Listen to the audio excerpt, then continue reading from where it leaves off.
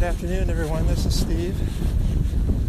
It is a little breezy right now, but the sun is trying to break through some clouds. We've had sprinkles on and off all day, but it's cool and pleasant and not overly windy. I just submitted an extra mile race report for yesterday, so I thought I would give you a little preview here.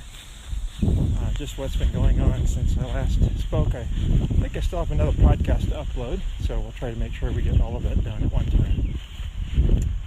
The weather has turned cool lately after some nice days in the 70s, and we've gotten rainy for the last several days, so it's very, very damp here.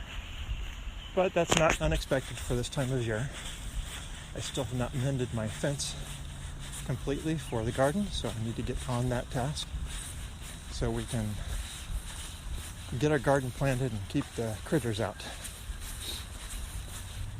So last Saturday in my previous podcast, I had noted that I didn't improve over the previous math test because I turned another year older. It was a bit warmer and it was a bit more humid. So I don't know if all of those factors added up, but I was pleased overall because the differences from mile 1, 2, and 3 were much smaller.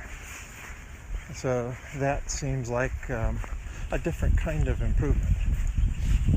Well, because I had a 5K coming up on Saturday, which was yesterday, I wanted to give more of an effort because I'd felt like I'd gotten so used to running slow.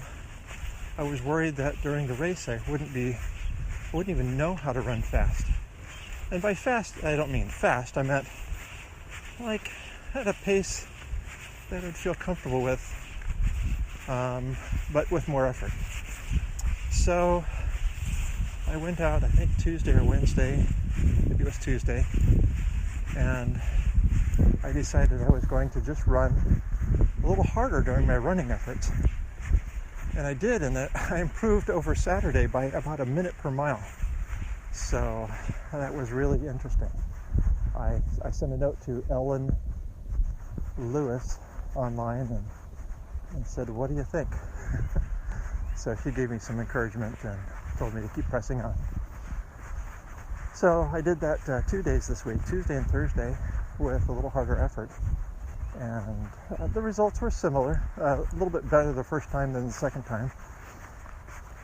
And then took Friday off, running all together.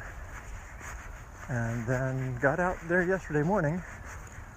So this 5K starts in a park. The park is off of a rail trail, and if you're on the rail trail, you have to descend into the park. I mean, not terribly, but maybe 30 feet. And then as you're coming out, you're ascending back those 30 feet. And the trail is, by going north, you're going at a slight descent. Very, very slight, like 2%. And then, of course, on the way back, it's a 2% climb. But at the very beginning of the race, you are down 30 feet and you're needing to run uphill to the little path that adjoins the rail trail. So that was the beginning. I kind of do my usual hang back, run my own thing. First mile, I noticed was, I was running, I don't know, I think it said a 10-something pace. But I thought I remember looking at my phone at one point and saw that I was running a 9-something pace. And I thought, wow, it's much better than I expected. I was really hoping to run under 32 minutes. And I was hoping that wouldn't really take it out of me. So, the first mile I thought felt pretty good. Going into the second mile, I started to think, okay, I'm going to be hitting the halfway point pretty soon. I feel a little tired, but good otherwise. Got to the halfway point, turned around, and from there on, it was just that slight uphill ascent, 2% grade. And it's enough where you feel it and you notice a difference. I know in years past, running on the trail, I tended to run harder and faster on my way back than on my way out. And I don't know if that's just because I was starting out, and I always start slow and then build up to a pace that feels good, and then find my place. A little girls soccer going on here at the ball field to the left. These are not really little girls, but they look pretty young, like 7 or 8 years old. Actually look like they know what they're doing compared to like 3 or 4 year olds who a crowd follows the ball wherever it goes. These actually look like, well, kind of a crowd that follows the ball, but a little more organization. Like they're actually passing it to each other and doing things intentionally. All right, so I turn it around at the halfway point, and about 3/4 of a mile to go, I'm thinking, I'm getting pretty tired, but I don't have too much further to go, and maybe I'll pick up the pace the last half mile. Then I pass the 2.5 mile mark, and I think, well, maybe I'll pick up the pace at the last 1/4 mile. Well, not really. I just kind of kept going the same pace, and then you do end going down the same ramp that you started, so that's the one spot where you get to pick up the speed a little bit. And my finish time was 29:07, according to the person reading times as I was crossing. So that was really encouraging.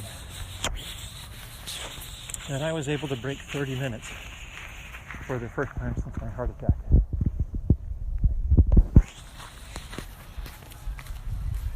The other thing that was encouraging is that was the first time I had run continuously without a break since my heart attack. So I had always been doing some sort of interval of running and walking. And this was the first time since January, even before, of 2016, that I ran that distance, or any distance really, just straight, without any walking at all. Even in Washington, D.C., I ran and then walked, and then ran and then walked, but not as strictly as I do. I was not really paying attention to heart rate. And if I remember correctly, my max heart rate in Washington, D.C. was around 135 to 140. So that's what I thought I would do yesterday. 135/40. I thought, well, that's all I have in me, really. So I look at my heart rate averages over each mile. Mile 1 was 156. Mile 2 was 170 something. Maybe 172. And mile 3, the average was 180. Now, just to give full disclosure to my cardiologist, I let her know what I had been doing, and she wished me good luck on my 5K. I told her that I don't know if I told her if I was not going to do intervals, but I was just told her how I'd been training and how I intended to approach the race, just trying to get out there and enjoy the run. So yesterday, just to make sure I wasn't hiding anything, I then wanted to make sure I hear any concern she has. Told her just how things went down, what those heart rates were like. So sent that Saturday. I doubt she's working over the weekend, since she seems to work regular office hours. And then I will check and see if I get any messages back. I know I have a checkup coming up fairly soon. I'm supposed to get some paperwork to get some blood work done in the mail. We'll get that done and then schedule the appointment. So I am curious to hear what she says. My mind is imagining all kinds of things.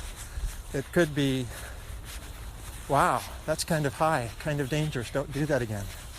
Or, wow, are you crazy? I don't think I want to be your doctor anymore. Or, wow, great job, I didn't know you had it in you. That's really good. You're really doing well. So we'll see which of those comes back to me, and I'll be sure to let you know.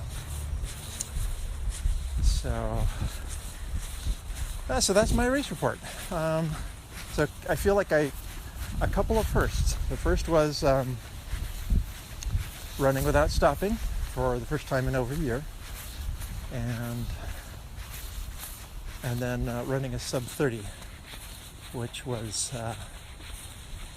almost an 8-minute improvement, 7 to 8 minute improvement over my 2 previous attempts. Now, I have to be careful here, and that is, I need to, 1, listen to what my doctor has to say, and 2, not compete against myself, but keep with the training plan and just let the training do the work for me.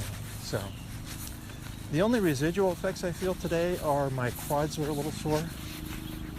I guess I pushed them, and I don't normally.